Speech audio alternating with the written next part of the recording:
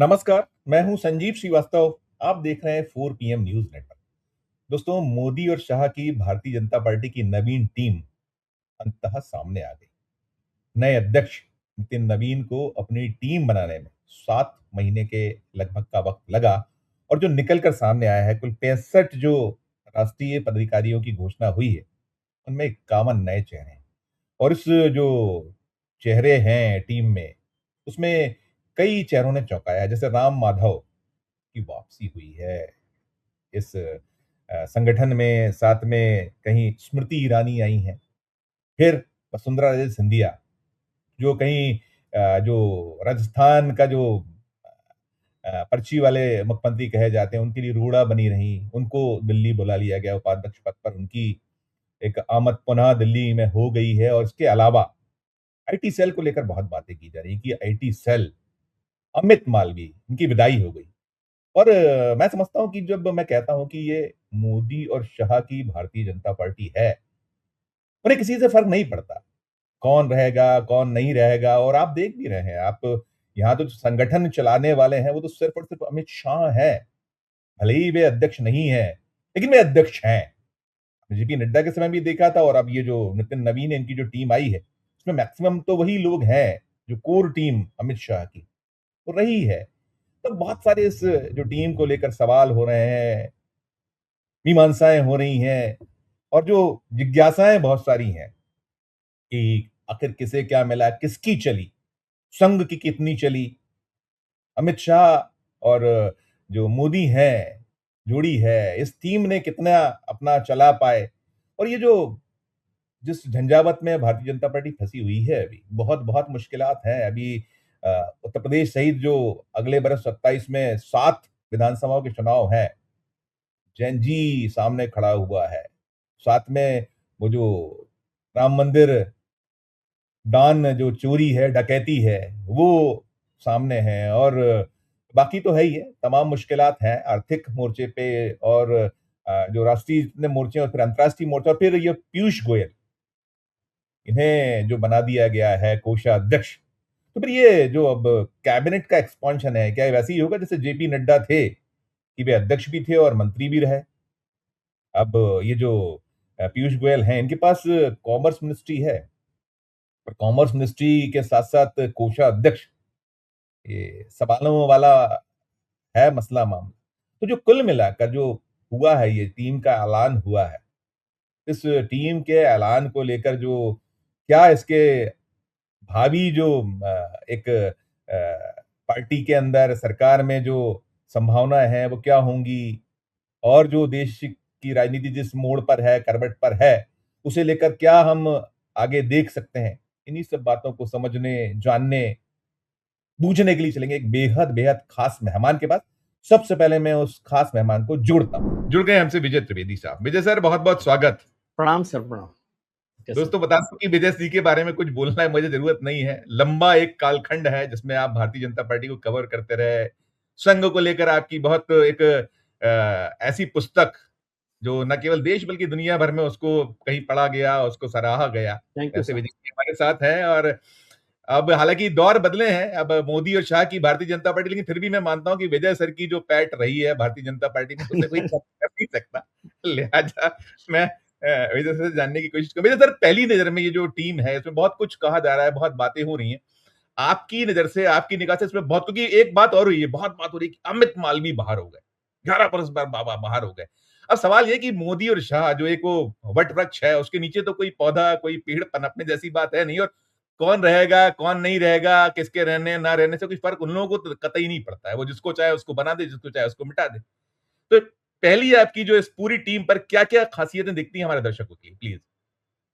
संजीव जी, बहुत शुक्रिया आपका। देखिए, पार्टी पर मेरी कोई पैठ नहीं है। मैं पॉलिटिकल साइंस का स्टूडेंट रहा। भारतीय जनता पार्टी को भी उसी नज़रिए से देखा और संघ को भी उसी नज़रिए से देखा। लेकिन आपका शुक्रिया। मुद्दा क्या है कि पहले तो ये कि मैं कहा कि भाई 7 महीने लग गए इस टीम को, तो क्या 9 दिन चले 2.5 कोस है। और दूसरा, आपने जो बातें की वो सब महत्वपूर्ण बातें हैं, बहुत महत्वपूर्ण बातों पर, और आपकी नज़र जो है, निगाह है, वो बहुत बारीक है। उन सब चीज़ों को आपने लिखा। लेकिन कोई टीम जब हम बनाते हैं या कोई भी फैसला करते हैं, हम प्रोग्राम भी करते हैं, तो क्या हमारा टारगेट है, क्या हमारा आइडिया है, क्या हम अचीव करना चाहते हैं, ये बहुत महत्वपूर्ण चीजें होती हैं। जो नई टीम बनी है नवीन साहब की, और नवीन साहब को भी अध्यक्ष बनाया गया, एक जनरेशनल चेंज के तौर पर बनाया गया। 44 साल के नितिन नवीन साहब को पार्टी का बनाया गया कि नई पीढ़ी आनी चाहिए और 2029 का चुनाव लड़ेंगी। तो क्या ये टीम, मैं सवाल के तौर पर नहीं, क्या इस टीम को उस आधार पर बनाया गया कि वो 2029 का चुनाव लड़ेगी? 2029 का चुनाव कौन लड़ रहा है? जनरेशन जी और जनरेशन अल्फा। अल्फा भी उसमें कुछ हिस्से तक आ जाएगी 2029 तक। उसके सवाल साल ऊपर नीचे करेंगे तो कुल मिला के 40 करोड़ लोग हैं जो अगली बार वोटर होंगे। उसमें से कुछ अभी भी हैं, लेकिन बहुत बड़ा। तो वो जो जनरेशन है, क्या उसको ध्यान में रखकर बदलाव किया गया है? उसका जवाब आज की तारीख में लगता है नहीं। लेकिन मेरे एक मित्र ने फोन करके कहा कल रात को ही पटना से कि ये आपका सोचना ही गलत है। भारतीय जनता पार्टी का कोर वोटर जनरेशन जी और जनरेशन अल्फा नहीं है, और उनके लिए आप उसकी तैयारी को वैसे ही सोचे कि वो तैयारी भी कर लेगी तो वैसे ही होगी कि जैसे आपके मित्र लोग जो नॉन बीजेपी पार्टीज हैं वो सॉफ्ट हिंदुत्व की कोशिश कर रहा। तो बीजेपी के पास एक जनरेशन जी से ऊपर का जो वोटर है उसको बनाकर रखा जाए और जनरेशनल चेंज हो, मतलब 75 साल पर ना रहे, वहां पर आ जाए। तो इन दोनों का मैच है। इसलिए हम सोचेंगे नहीं क्या होगा, वो सोच रहे हैं भाई 40 करोड़ आप वो कह रहे हैं तो बाकी 60 करोड़ लोग हैं ना, उन 60 करोड़ लोगों पर फोकस कीजिए, इसमें से जो लोग आ जाएंगे वो होगा। अब महत्वपूर्ण बात है दूसरा कि क्या किसकी चली है। अभी तक तो हम ये कहते रहे कि अमित शाह जी भारतीय जनता पार्टी के स्थायी अध्यक्ष हैं मोदी युग में। बिल्कुल सही। तो क्या अमित शाह जी आज भी भारतीय जनता पार्टी के स्थायी अध्यक्ष हैं? इस पर कुछ लोगों ने सवाल खड़े किए। जिस तरह से टीम बनी, कुछ ऐसे खास लोग जिनको नहीं हटाया जा सकता था अमित शाह जी के चाहने की वजह से, वो हटा दिए गए। कुछ ऐसे लोग जिनको नहीं लाया जा सकता था उनकी मर्जी के बिना वो आ गए। बिल्कुल। तो अब ये एक महत्वपूर्ण बात है। बहुत सारे लोग हैं, इसलिए नाम की चर्चा नहीं, सब लोग जानते हैं, जो लोग भारतीय जनता पार्टी को समझ रहे हैं, वो बात है। तीसरी बात है कि महिलाओं को लेकर भारतीय जनता पार्टी बहुत काम कर रही है। उनको महिला आरक्षण बिल को आगे बढ़ाना है। उसको मैं पास कराना नहीं कहता, उसको आगे बढ़ाना कहता हूँ, क्योंकि पास तो वो हो ही चुका था, उसको नए तरीके से लाना है। लेकिन एक इमेज बनानी है कि वो महिलाओं के साथ है, इसलिए 12 महिलाएं इस टीम में हैं। तो मोटे तौर पर संजीव जी कह सकते हैं कि भाई महिलाओं को पूरा वो मौका दिया गया है। लेकिन मेरी चिंता यही है, मौका देना और निर्णयात्मक मौका देना में फर्क होता है। उस टीम में जितने लोग हैं, क्या महिलाएं, क्या निर्णय वाली स्थिति की ताकत उनको दी गई है? उसका जवाब भी मोटे तौर पर है नहीं, मेरे हिसाब से, जो मैं समझ रहा हूँ। हो सकता है आप उसको दूसरे तरीके से समझ रहे हो, तो वो बात ठीक है। उसमें से केवल एक अकेली महिला को मैं देखता हूँ, स्मृति ईरानी जी को, जिनको महामंत्री बनाया गया। ठीक है, बाकी ज्यादातर महिलाओं को उपाध्यक्ष और सचिव के पद पे रखा गया है, जो घर में वैसे ही कपड़े होते हैं कि जिनको हम कहते हैं कि पहनने के लिए होते नहीं और कपड़ भरी रहती है। ठीक, ठीक, बहुत सुंदर, बहुत सुंदर, बहुत अच्छी बात। कि जब भी जरूरत हो पहनने के लिए तो लगता है नहीं, ये तो नहीं पहने जा सकते। उपाध्यक्ष पद तो शायद ऐसे ही गिना जाता है, यही माना जाता है उपाध्यक्ष पद की हाँ, गिनती। तो जब वो कबर्ड भरी रहती है, लेकिन जब भी पहनने के लिए निकालना हो तो लगता है नहीं, ये नहीं पहना जा सकता, कुछ और चाहिए। मैं ऐसा सोचता हूँ। बाकी पार्टी ने तो अच्छे तरीके से ही सोचा होगा, कुछ अच्छी बातों को किया होगा। तो महिलाओं की भूमिका को मैं इस तरह से देख रहा हूँ। और मैं तो जब नितिन नवीन साहब बने थे तब भी मैंने इस बात पर जोर दिया था, आज भी मैं इस मत कहूं कि क्यों नहीं भारतीय जनता पार्टी जब नितिन नवीन के साथ एक्सपेरिमेंट कर सकती है, मैं उनके काबिलियत पर सवाल नहीं कर रहा, तो क्यों नहीं 44 साल की, 45 साल की, 50 साल की किसी महिला के साथ ये एक्सपेरिमेंट किया जाता है। और जब संजीव जी कहते हैं कि नहीं पार्टी तो चलती है नरेंद्र मोदी जी और अमित शाह से, तो फिर रख लेते किसी को। नितिन नवीन की जगह स्मृति ईरानी होती, रूप राजा जो हैं वो होती, कोई भी होती, वसुंधरा जी होती, या जिसको भी आप ठीक समझते, मुझे नाम नहीं पता, क्योंकि उन्होंने नाम ऐसे बनाए ही नहीं जिनको याद रखा जा सके। और जिनको याद रखा जा सकता है वो हाशिए पर है। महिलाओं के नाम। ठीक बात, ठीक मैं बात। थोड़े कड़े सवाल करता हूं सर, माफ कीजिएगा। नहीं, बिल्कुल सही है, बहुत मौजू है, तो, वाजिब है। तो जी। क्यों नहीं, यदि आपको महिला नेतृत्व का इतना गंभीर आपका समर्थन है, आपकी मन से इच्छा है, तो महिला अध्यक्ष क्यों नहीं हो? 75 साल 80 साल बाद भी भारतीय जनता पार्टी के पास महिला अध्यक्ष नहीं है। सही, सही है, सही है। ठीक है, बिल्कुल। ये एक्सपेरिमेंट तो कर सकते थे ना। मैं नितिन नवीन पे फिर से सवाल नहीं कर रहा हूं काबिलियत पर, लेकिन जितनी नितिन नवीन साहब की काबिलियत है उससे 19-20 वाली क्या महिला आपके पास है कि नहीं है? और वो भी ऐसी कि जब बाबा घर में हो। क्या बात है, क्या बात है, बहुत सुंदर बात। नहीं, इसमें इसमें वजह सर एवरेज जो हम जैन जी से बहुत ऊपर है, शायद 54 के आसपास का एवरेज निकलता है, उसको आप और दुरुस्त करिएगा, आपने बहुत बारीकी जी से शायद अध्ययन किया होगा। जी 54 है। जी 54 शायद है ना एवरेज, ऐसा ऐसा ऐसा मैंने। और जो जो दूसरी चीज है इसमें कि जो राम माधव जी की वापसी होती है, क्योंकि जो एक बड़ा है कि वापसी बड़ी मुश्किल से होती है, उनपे जो ब्लेम्स रहे हैं, खासकर वो जो जम्मू कश्मीर के जब जो अब नहीं है दिवंगत राज्यपाल महोदय, उन्होंने क्या क्या ब्लेम किए, तो कैसे परिस्थिति में हटे थे, क्या क्या है जी ये जो है। और फिर इसमें कहीं ये कहते हैं कि जो आरएसएस को दुनिया में जो वो कहीं प्रोजेक्शन का एक सिलसिला होता है, तो वो कहीं उसको भी कहीं जोड़कर देखा जा रहा है। और दूसरा जो मैंने कहा कि जो बहुत हो रहा है अमित मालवीय, तो ये जो ये चीज है, इससे कौन सा फर्क पड़ना है? कोई आ जाए, एक्स आए, वाई आए, जेड आए, ठीक है, अमित मालवीय ने काफी काम किया, लेकिन फिर भी इसको दोनों को कैसे डिस्क्राइब कीजिएगा आप? देखिए, राम माधव जी की वापसी एक बड़ी दमदार घटना के तौर पे मैं देखता हूँ। भारतीय जनता पार्टी में और संघ में आमतौर पर ऐसा नहीं होता। राम माधव साहब की काबिलियत बहुत है, मैं उनको बहुत लंबे 30-35 साल से जानता हूँ। वो संगठन वाले लोग हैं, राजनीतिक समझ वाले लोग हैं, विदेश नीति की समझ वाले लोग हैं, और संघ का ओवरसीज का काम लंबे समय, कम 20-25 साल वो देखते रहे। अमेरिका से लेकर चाइना तक, ऑस्ट्रेलिया तक, और दुनिया भर के देशों में उनके संबंध हैं, और जो हमारा इंडियन डायस्पोरा उसके साथ भी है और वैसे भी। और संगठन में भी वो बड़ा काम किया, महामंत्री संगठन के रहे हैं लंबे समय तक, 5-6 साल। उसके बाद वो उत्तर-पूर्व पर उनकी बड़ी पकड़ रही, और जम्मू कश्मीर में उन्होंने सरकार बनवाने में अहम भूमिका निभाई, वो सब है।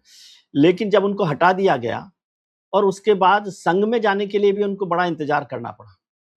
फिर संघ में उनकी री एंट्री हुई, और संघ से वापस भारतीय जनता पार्टी में उनकी एंट्री हुई, और वो भी बड़ा किसी ना बड़ा किसी का नहीं। बड़ा बड़ा घटनाक्रम इसको देख सकते हैं, ये जो इस तरीके से शायद। और ये संघ संघ की क्या इसमें कितनी चली वाली जो आप कहीं अभी भी कर रहे थे, उसको भी थोड़ा डिस्क्राइब कर दीजिए। नहीं तो बिना संघ के कौन ले रहा है? जी, जिन लोगों ने हटाया था, क्या वो खुशी होकर ले रहे हैं? Exact exact.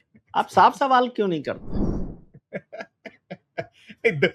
दो कई चेहरे ऐसे हैं तो जो फिर अमित इसका शाह की मतलब बात इसका उनको इसका पहले ही। मतलब संघ की चली। जी, संघ की चलने के लिए बीएल संतोष साहब का नाम लीजिए, जो संगठन महामंत्री हैं। उनकी विदाई की, उनको जाने की बात हो रही थी लगातार, लेकिन इस टीम को बनाने में उन्होंने बहुत महत्वपूर्ण भूमिका निभाई, और आज भी वो संगठन महामंत्री हैं। तो ये भी दूसरा उदाहरण है जब संघ की चल रही हो। सुनील बंसल साहब हैं, विनोद तावड़े साहब हैं, जो अलग-अलग राज्यों में मुख्यमंत्री बनने का सपना देख रहे थे, जी, है जी, ना? जी। लेकिन वो लोग भी यहाँ पर आ गए। 3-3 पूर्व उप मुख्यमंत्री इस टीम में हैं, ठीक है? अब नवीन साहब की उम्र है 44 साल, और टीम की एवरेज एज है 54 ईयर्स। उसमें 3 पूर्व मुख्यमंत्री हैं, 2 ताकतवर नेता हैं, एक सबसे ताकतवर संगठन महामंत्री रहे हों, वो हों, एक सरकार में लंबे समय तक मंत्री रही हों और राहुल गांधी को हराया हो, आउटस्पोकन हो, आवाज़ हो, दम हो, आजकल उनका संघ से भी करीबी रिश्ता है। तो वो सब एंट्री के बाद क्या नितिन नवीन साहब उस गाड़ी को हैंडल कर सकते हैं? तो ये हैंडल विद केयर वाली टीम भी है। नवीन साहब के लिए ये ज़िम्मेदारी भी है। बढ़िया बात, बहुत अच्छी बात, बहुत है अच्छी ना? बात किया। जी, जी, जी। बाकी जो नए लोग आए हैं, वो नए लोग आते ही हैं, सब टीम में नए लोग शामिल होते हैं। मूल मुद्दा यही है कि क्या, जैसे उत्तर प्रदेश में भी 8 लोगों को शामिल कर लिया गया है, तो वो उत्तर प्रदेश की चुनाव को उस ज़िम्मेदारी, मतलब उनका क्या एडिशनल रोल होगा? भई जो टीम में आएँगे वो तो काम करेंगे ना। माफी चाहूंगा, उत्तर प्रदेश की आपने बात की, उत्तर प्रदेश में ये कहा जा रहा है कि वो जो दमदार चेहरे और कुछ ये चेहरे, दोनों को थोड़ा सा और आप एलाबोरेट करिएगा, तो बहुत हमारे उत्तर प्रदेश के दर्शक भी बहुत आपको चाहते हैं सुनना, तो उसको भी थोड़ा आप करिएगा कि उसको कैसे हम डिकोड कर सकते नहीं, हैं वहां वही मैं क्या कह रहा हूँ ना कि जी। क्या वो जो टीम है, उसमें हरीश द्विवेदी जी को नाम ले लिया क्योंकि आप ब्राह्मण नाराज़ हैं, तो हरीश द्विवेदी जी भी आ गए। ठीक है। महिलाओं के लिए स्मृति ईरानी जी को भी आप ले सकते हो कि ले लिया। लेकिन मैं ये पूछ रहा हूँ कि जो 8 लोग, 6 लोग शामिल किए गए, क्या वो उत्तर प्रदेश के चुनाव में एडिशनल फैक्टर के तौर पर या 10% मार्क्स बढ़ा सकते हैं? वही पूछ वो सब वही लोग पूछ टीम के लिए काम करेंगे, लेकिन वो 10% मार्क्स बढ़ा सकते हो, इसकी संभावना कम है। और वैसे ही वहां पर 80% मार्क्स लेके योगी जी बैठे हुए हैं। बढ़िया बात, बढ़िया बात, बढ़िया अब बात। ये टीम उनके 10% मार्क्स कम करने के लिए बनाई गई है, 10% मार्क्स जोड़ने के लिए बनाई। और पीयूष गोयल जो है उनको यहाँ शिफ्टिंग अभी, हालांकि ये देखिए, मैंने कहा भी ओपनिंग रिमार्क में कि ये उनकी मर्जी है, और उसके पहले भी शायद हुआ है कि उनको दोनों पदों पर रखा गया था शायद, जो मैं ध्यान करता हूँ, या नड्डा साहब अपवाद रहे, 3 साल न, चले वो, न, इसके न, बाद नड्डा साहब अध्यक्ष रहकर भी मंत्री बने बने। रहे ना। जी जी जी। तो इसमें क्या कुछ, इसके पीछे क्या है कि ये यहाँ क्या कुछ संभावना देखे कि अभी कैबिनेट रीशफलिंग की भी बात है एक चीज, और दूसरी जो यूएस डील वील और इसको लेकर कहीं ये भी आ रहा है कि वो जो कहीं अंतर्राष्ट्रीय स्तर पर जो चीजें हैं वो वहां सूट नहीं करते थे, इन चीजों में कैसे हम इसको देख सकते हैं, ले सकते भाई इसको देखिए कि ये 3 साल से लगातार लगे हुए थे पीयूष गोयल साहब ट्रंप का टैरिफ को लड़ाई लड़ने के लिए। उसमें उनकी क्रेडिट में यह है कि भारत को झुकने नहीं दिया उन्होंने, कि वो अड़े रहे। लेकिन धंधा तो ये होता है कि काम हुआ कि नहीं हुआ। तो वो काम नहीं हुआ, टैरिफ डील भारत की नहीं हो पाई। तो क्या इस वजह से उनको वो जिम्मेदारी से मुक्त करने की कोशिश हो रही है? कोषाध्यक्ष बनाने के लिए तो उनको कोषाध्यक्ष नहीं बनाया गया। कोषाध्यक्ष तो कोई भी बन ही जाएगा, पार्टी में तो बारिश होती है तो घड़ा भर ही जाता है।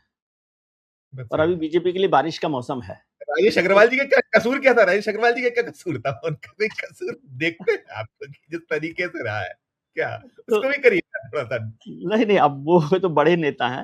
लेकिन मैं पीयूष जी पर एक बात कहना चाहता हूँ कि पीयूष जी को कोषाध्यक्ष बनाया गया है, क्या ये मैसेज है कि भाई अब उनको मंत्री पद छोड़ देना चाहिए? और वैसे इंटरेस्ट भी कॉन्फ्लिक्ट है, कॉन्फ्लिक्ट ऑफ इंटरेस्ट है कि पार्टी का कोषाध्यक्ष कॉमर्स मिनिस्टर रहे। ठीक बात। राजनीतिक बहुत तौर पर मैं तो इसे कॉन्फ्लिक्ट ऑफ इंटरेस्ट मानता हूँ।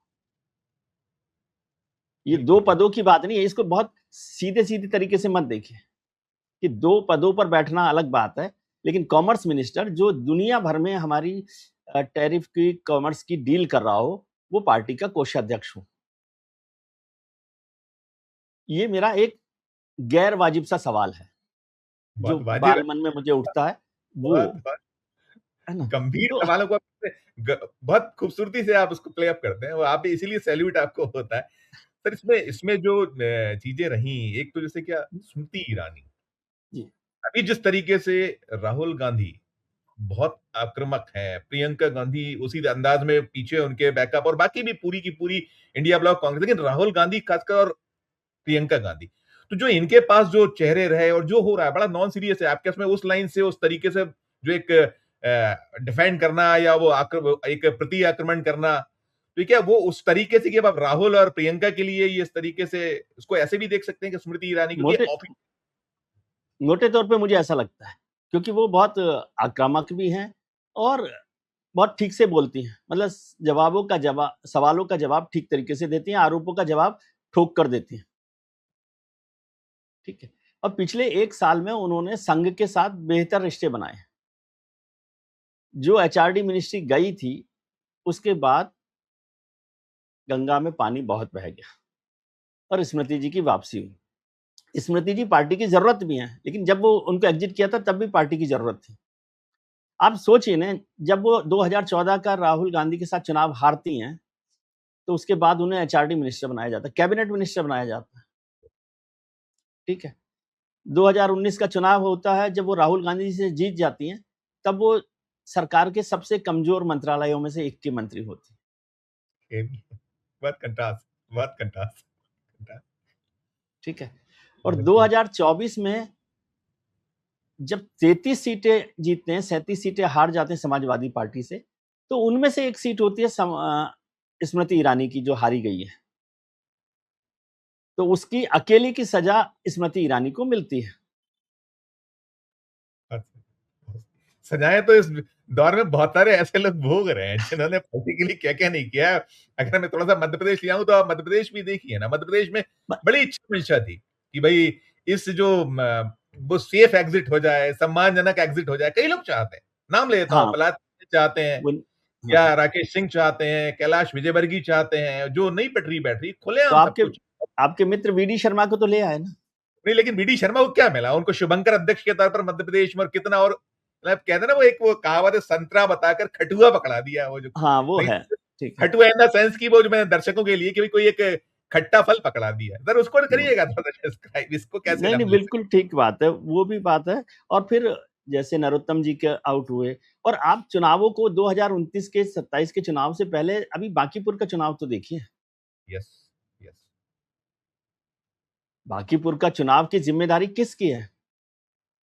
नितिन नवीन साहब नहीं लड़े, लेकिन 30 साल से तो वो सीट उनके पास थी, ठीक, है ना? ठीक, और इसमें एक चीज़ जोड़ दूँ, पता नहीं आपको लगता है कि है कि नहीं ठीक, जो संदीप पाठक साहब की एंट्री हुई है आम आदमी पार्टी से, यहाँ पर सचिव बनाया जी, गया है। जी, जी, आम आदमी पार्टी के संदीप पाठक साहब जो आईआईटीएन रहे हैं, आईआईटी में प्रोफेसर रहे हैं, कैम्ब्रिज वगैरह में पढ़े लिखे हैं। उन्होंने बांकीपुर की रिपोर्ट पहले हाईकमान को दी थी कि ये सीट हम कम से कम 15,000 से हार रहे हैं। उन्होंने पूरा डाटा एनालिसिस का काम करके उन्होंने चुनाव से पहले भारतीय जनता पार्टी को बताया था। हो सकता है चुनाव से पहले भारतीय जनता पार्टी के बहुत सारे नेता जानते भी हों और हराने में भी लगे हों, लेकिन किसी ने बोला नहीं था ये। सही, सही, ठीक सही। है? तो अब उनकी एंट्री वहाँ हुई है। अब उनके एक मित्र हैं राघव चड्ढा, वो शायद सितंबर का इंतज़ार कर रहे हों कि सूट-वूट तो बनवा लिया है, हाँ, बढ़िया। सुना है मैंने। बिल्कुल, बिल्कुल, बहुत बढ़िया। तो हम लोग भी उस पे निगाह नज़र सभी की। सर इसमें एक तो जो वसुंधरा जी को यहाँ लाया गया उपाध्यक्ष, बस वहाँ भी देखिए सब जगह है कि वहाँ भी, यहाँ भी मध्य प्रदेश में भी हम देख रहे थे, छत्तीसगढ़ में भी है, राजस्थान में भी, सब जगह है कि जिनको हमने बनाया है, वो पर्चियाँ जिनके नाम रुक के खोले हैं, वो रुक के को प्रॉपर रहने दें और उनको कोई हर्डल्स ना पैदा हो। उसी तरीके से यहाँ जो संगठन में भी सब जगह हुआ। तो वसुंधरा जी को वहाँ ले जाया जाना, इसमें वही जो अभी आपने कहा, वो जो शोभा की सुपारी जैसे ही मामला है उपाध्यक्ष पद। तो जो राजस्थान में किस-किस तरह के इसमें हम चीज़ों को देख ले सकते हैं, आगे क्या-क्या संभावनाएँ और होंगी? क्योंकि वहाँ चुनाव तो सभी जगह है, अभी मैं बात करूँगा आपसे 27 के चुनाव की भी, 28 की भी, 29 की भी एक नोट लूँगा। लेकिन पहले उस पे कि जी, ये वसुंधरा जी को जो यहाँ नहीं, लाया गया, देखिए वसुंधरा जी को पहले भी उपाध्यक्ष बनाकर रखा गया था 5 साल, रखा गया। और बहुत बड़ी भूमिका निभाई थी उन्होंने। वो हम लोगों को शायद जानकारी नहीं मिली, लोगों को भी नहीं मिली, लेकिन कुछ महत्वपूर्ण भूमिका ही निभाई होगी, इसलिए दोबारा उनको उपाध्यक्ष बनाया गया। तो ये पता नहीं मुझे कि वो किसी टीम की मीटिंग में आई थी कि नहीं आई थी, और आई थी तो क्या उन्होंने कहा था। लेकिन महत्वपूर्ण ये है कि इसका मतलब है कि वसुंधरा जी को शोभा की सुपारी उन्होंने दे दी साफ-साफ तौर पे। अब समझे? राजस्थान राजस्थान में क्या हो गया, सेफ पेज है, लेकिन आगे क्या करिएगा आप? कुछ नहीं, वसुंधरा आगे क्या करेंगे, लेकिन अभी जो जिनको हमने बनाया है, उनके लिए कोई सिरदर्द मत रखिए। और इसमें दूसरे जो एक और एंट्री हो गई है, सतीश पूनिया साहब की, जो पार्टी के अध्यक्ष थे, अभी प्रदेश अध्यक्ष पिछले चुनाव में, जी, जी, जी हाँ, जी हाँ, जी हाँ। ठीक है? जिन्होंने बहुत महत्वपूर्ण भूमिका निभाई थी, उनकी भी एग्ज़िट जयपुर से कर दी गई है। वो भी यहाँ पर टीम में आ गए। अब वो कहने के लिए है कि भई जाट नेता हैं, तो वो पश्चिमी उत्तर प्रदेश में कुछ काम करेंगे। अब कितने जाट नेता वहाँ पर काम करेंगे, जितने वोटर हैं उससे ज़्यादा नेता हैं आजकल उनके पास। संजीव बालियान से लेकर, जयंत चौधरी से लेकर, चौधरी चरण सिंह की लेगेसी से लेकर, और अब सतीश पूनिया साहब। ठीक, तो दोनों लोगों की एग्ज़िट का मतलब है, जैसे वीडी शर्मा साहब की भी है, सारी जगह से जिन लोगों को हमने विराजमान किया है, उनके लिए आप काँटा ना बनें। ये मैसेज है। करना आपको ना वहाँ कुछ है, ना यहाँ। तो जो बाकी आप कांटे, अगर मध्य प्रदेश आप कह रहे हैं, तो बाकी कांटे हैं, ये कैसे होंगे? क्या वही अब सितंबर वो के हो आसपास? जाएगा, वो भी हो जाएगा ना, धीरे-धीरे सब हो रहा है। लेकिन ये एक मैसेज है, बस मुझे यही है कि क्या 27 के चुनाव में, जो उत्तर प्रदेश का चुनाव है, सबसे बड़ा इम्तिहान, नितिन नवीन साहब का तो पहला इम्तिहान वही है, जी हाँ, जी हाँ, और यहाँ पर पेपर लीक होते नहीं चुनावों में, ठीक बात। तो थोड़ा-सा टफ पेपर भी है, ये यूपीएससी जैसा है, उत्तर प्रदेश का चुनाव। और उसमें बैकग्राउंड है 2024 का कि आप 37 सीटें समाजवादी पार्टी को दे चुके हैं। उसके ऊपर सोने पे सुहागा कह लीजिए, जिसे आप कहते हैं, कुछ और मैं बोलूँगा तो गड़बड़ होगा, चढ़ावा चोरी का मसला है। वो भी है, वो भी है। उसके अलावा दिल्ली और लखनऊ के बीच की जो ट्रेन है ना, वो थोड़ी सरपट चल नहीं पा रही है, नहीं, वो भी है। 200 तो इन 255 255 थी पिछली बार, और इस बार तो जैन जी हाँ, भी जो जैन जी भी है, जै और जैन ज़ी भी है, चढ़ावा चोरी भी है, अल्फा फिर मेंटा। ब्राह्मण जी, देवता भी हैं। है ना? जी, और उसमें जी, पार्टी की चिंता ये नहीं है कि जो ब्राह्मण देवता हैं और जो लोग हैं चढ़ावा चोरी से नाराज, वो समाजवादी पार्टी को वोट दे देंगे। उनको लगता है वो तो नहीं देंगे, लेकिन वो घर ही बैठ जाएं, ये एक बड़ी चिंता है। तो ये सब चीजों मिलाकर कैसे कर रहे हैं, मैं ये नहीं मानता कि पार्टी ने सोचा नहीं होगा। पार्टी 7 महीने लगाए हैं तो सोच के ही बनाए होंगे सबके सब लोग, और हर एक को अलग जिम्मेदारी दी गई होगी। लेकिन साइंस वाला स्टूडेंट रहा हूं मैं, तो उसमें कहा जाता था कि वर्क मीन्स डिस्प्लेसमेंट, कि यदि आप एक दीवार को दिन भर धक्का दें और दीवार ना हिले तो वो काम नहीं है। लेकिन इस स्पीकर को मैं उठाकर यहां से यहां रख दूं तो ये काम है, मतलब डिस्प्लेसमेंट है, नतीजा है। तो क्या क्या वो नतीजा सैल्यूट, सैल्यूट। बिल्कुल। सर ये जो दो चीजों में बात जरूर होगी, एक तो आईटी सेल छत्तीसगढ़ में जो एक उनको वो मिला और कह रहे थे कि दीपक उन्होंने एक प्रेजेंटेशन दिया था अमित शाह साहब के सामने और अमित वो शाह क्लिक जी को है ना, ऐसा एक लगा। वो और दूसरा दूसरा जो मीडिया जो सेल है वो भी, दोनों को एक छोटा सा आप नोट करिएगा, फिर मैं एक अंतिम सवाल आपसे। नहीं, बिल्कुल बहुत आपका वाजिब सवाल है। दीपक जी को वहां पर लाया गया, एक तो उन्होंने बनाया ही था, फिर दूसरा छत्तीसगढ़ में नैरेटिव बनाने में उनका काम आया। तीसरी बात है, नितिन नवीन साहब वहां पे सह प्रभारी थे छत्तीसगढ़ के, तो उस दौरान भी उनकी क्लोजनेस रही, इसलिए महिला मोर्चा के लीडर भी वहीं से आई हैं छत्तीसगढ़ से। जी, तो वो दोनों नाम तो कम से कम दीपक जी के नितिन नवीन साहब के खाते में डाल ही सकते हैं आप। वो वहां पर आए हैं, और ऐसे टाइम पर हो गया ये क्योंकि अमित जी के लिए थोड़ा सा खतरे की घंटी बज गई थी जंतर मंतर की वजह से, और लोगों ने माना कि भाई उनकी वजह से गड़बड़ हुई। वो नैरेटिव बनाने में हो सकता है नाकामयाब रहे हों, लेकिन 10 साल उन्होंने बड़ा दमदार तरीके से काम किया।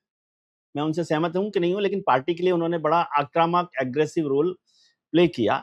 और जब नैरेटिव तब फेल होता है जब आपने कोई काम, देखिए देसी घी को आप ब्रांडिंग करके बेच सकते हैं, लेकिन डालडा घी को देसी घी की ब्रांडिंग पर नहीं बेच सकते।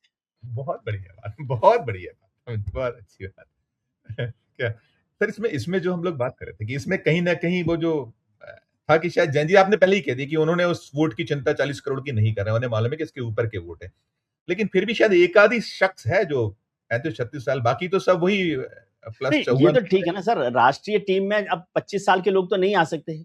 राष्ट्रीय टीम में आने वाले लोगों के पास एक अनुभव राज्य की टीम का होना चाहिए, जिले का होना चाहिए, तो वो 30, 35, 40, सवाल वो नहीं है, उम्र नहीं है ना।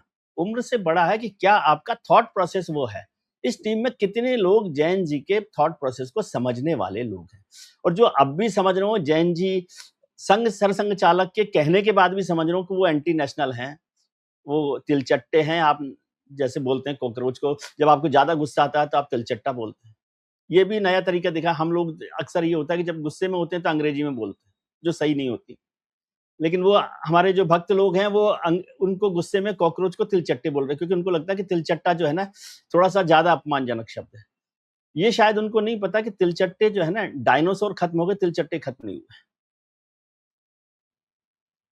सर 2000 जो 27 है उसमें 7 विधानसभाएं हैं, 2028 में 9 है और 2029 में 8। जी, अभी पहली परीक्षा तो है ही जो अगले साल है, उसके बाद 9 है 28 में और 8 29 में है, तो मतलब आप इसको लगाइएगा तो 24 है, और 24 में विधान मैक्सिमम अभी बीजेपी के ही पास है, आप बीजेपी या एनडीए के पास है अधिकतर। मोटे तौर पे सब के सब। भाई सात, इन सात में भी देख लें तो पंजाब को छोड़ दें तो सब जी, के सब बीजेपी के पास है, बीजेपी के पास है और तो अगले उनको वर्ष भी सस्टेन करना है। सस्ता करना है। और इसके साथ फिर लोकसभा और उसके अलावा सर में एक जो आपने कहा कि दोनों को आप डिस्क्राइब कर दीजिए, जो आरएसएस का दबदबा और तमाम, भाई जो राहुल गांधी ने लास्ट जो उनका वो हुआ था वो जो दिल्ली वाला उसमें, और जो आरएसएस को जोकरों का समूह कहा, क्योंकि आप ज्यादा निगाह नजर रखते हैं, मैं तलाश रहा हूं कहीं से कोई प्रतिक्रिया उसको लेकर आई हो, संघ तो इतनी जल्दी से अब करता नहीं। नहीं, संघ संघ अब बीजेपी की चुप्पी खामोशी, बीजेपी ने कोई हमने नहीं देखा, आप उसको कर दीजिएगा करेक्ट, मुझे नहीं आया, तो क्या इसको कैसे हम करें सम अप। नहीं, मैं समझ रहा हूँ, ठीक है। संघ तो नॉर्मली प्रतिक्रिया उस तरह से नहीं देता कि भाई उस पर प्रतिक्रिया देके, क्योंकि वो समझते हैं प्रतिक्रिया देके उस बात को आगे बढ़ाना है। तो जुगनुओं का समूह कहना राहुल गांधी के लिए अच्छी बात है कि वो जिस तरह से अपने आप को प्रेजेंट कर रहे हैं और वो अपनी एग्रेसिव तरीके से काम भी कर रहे हैं, लेकिन संघ जो है एक बार फिर से पूरी तरह से एक्टिव हो गया है। जो एक सशक्त भारतीय जनता पार्टी थी जिसका मैसेज नड्डा साहब ने दिया था संघ को, अब उनको मैसेज है कि संघ ही सशक्त है। तो फिर वो ये एक माने। कहावत होती है कि जी काका जी। बूढ़ी क्यों काकी क्यों लाता है बूढ़ी, तो वो बूढ़ी काकी की जरूरत रहती है। ठीक है। घर में बाबा काम नहीं करते हैं, लेकिन उनकी निगाहों से काम होते हैं। डंडा लेके बाहर बैठ जाया करते हैं, हाँ, निकलो डंडा लेकर बाहर बैठ जाएं तो वो सब ठीक रहते हैं। अरे उनके खांसने से भी है ना, आधे लोग तरीके से बैठते हैं घर में। तो इस खास इस डंडे की कुछ और जो आप झंकार या एक वो जो झंकार आहट आपको दिखाई दे रही है, अभी भी इसमें भी है झंकार, और अभी मंत्रिमंडल का फेरबदल होगा उसमें भी होगी, और उत्तर प्रदेश के चुनाव आते आते आपको दिखेगा कि क्या झंकार उनकी है। और अभी तो वैसे ही थोड़ा सा परेशानी चल रही है पार्टी के अंदर भी, तो वैसे ही बाबा की बात ज्यादा माननी पड़ती है। तो पर्ची वाले मुख्यमंत्रियों के क्या होने वाला है, वो क्या कब तक उसके क्या ये बताइए। हो जाएगा, वो वो भी होने वाला होने वाला है, मतलब होने वाला। मुख्यमंत्री को संकट में आने वाले हैं, ऐसा हम मान सकते हैं, है दिक्कत, हाँ जी, संकट में आ सकते हैं, दिक्कत है। संकट है। बहुत शुक्रिया। अभी एक शेर में पढ़ रहा था, उसमें इस लिखा कि कई नए चेहरे दिखाई दिए, मगर नाटक पुराना चल रहा है। ऐसे बहुत ही शेर बढ़िया। पढ़ा था मैंने। अब आपकी आदत प्रॉब्लम क्या है कि आप किसी भी चीज को कहीं जोड़ देते हैं। नहीं ये ठीक है, बड़े पत्रकारों की प्रॉब्लम है। मैं तो ऐसे ही सही, पढ़ रहा था जो मैंने बताया आप। क्या बात है, क्या बात है, बहुत शुक्रिया अदा करना, धन्यवाद, आभार, thank you thank you sir. Sir. दोस्तों आप सुन रहे थे विजय त्रिवेदी जी और जो नितिन नवीन की टीम, जैसे मैंने कहा कि ये तो मोदी और शाह की टीम है, लेकिन उन्होंने बहुत कुछ स्पष्ट किया कि अंदर है क्या, और संघ फिर एक्टिव हो चुका है और इसके जो आने वाले दिनों में रेपरकेशंस है सामने आएंगे, ये सबसे बड़ी बात है। पूरी इसका हम कह सकते हैं निचोड़ है, सार है।